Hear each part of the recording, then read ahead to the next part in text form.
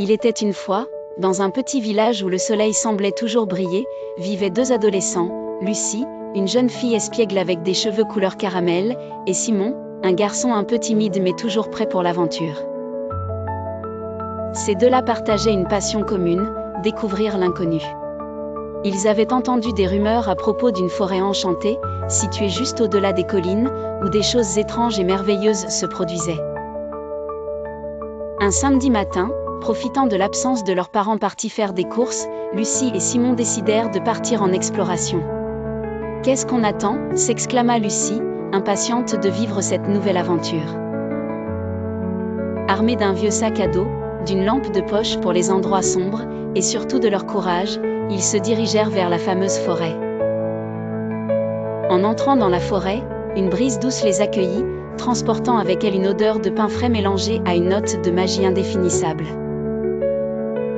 Les arbres murmuraient entre eux, racontant des histoires anciennes que seuls les esprits curieux pouvaient entendre.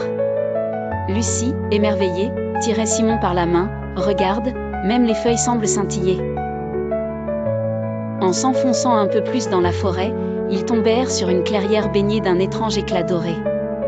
Au centre, une vieille souche d'arbre servait de trône à un renard roux, qui les observait avec un air presque princier.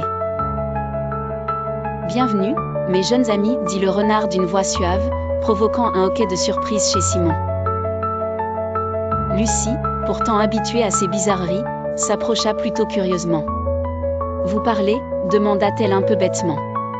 Simon secoua la tête mais ne pouvait détourner ses yeux du renard.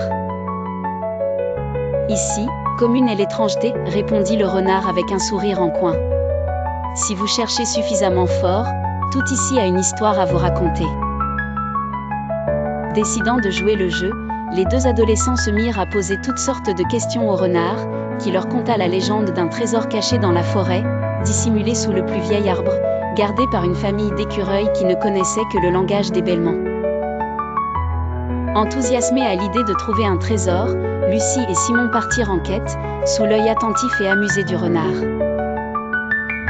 Après plusieurs heures de recherche et de petits défis, comme deviner quels champignons étaient comestibles et éviter les facéties d'un blaireau farceur voulant leur piquer leur goûter, ils finirent par trouver l'arbre centenaire.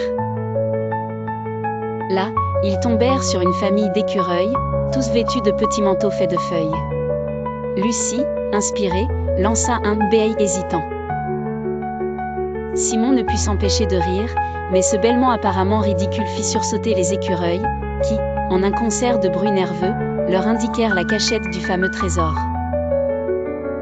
En soulevant une pierre mousseuse, les adolescents découvrirent un petit coffre en bois, rempli non pas d'or mais de livres anciens, chacun racontant une histoire merveilleuse.